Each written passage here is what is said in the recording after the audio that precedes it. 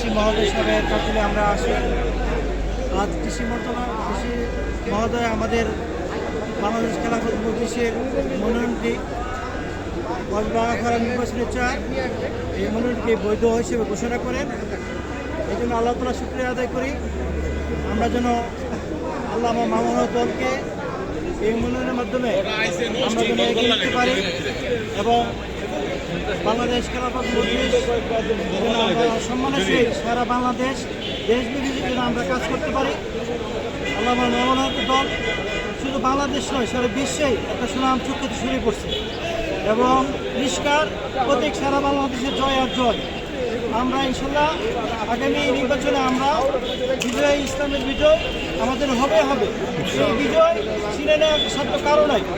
আল্লাহ মামার হাতকে যেন আমরা শক্তিশালী করতে পারি এবং দলে আনুগত্য হয়ে যেন আমরা কাজ করতে পারি। আমাদের দেশ এবং জনগণের কাছে আমরা দোয়া চাই। এরপরে আমার সংক্ষিপ্ত শেষ করলাম।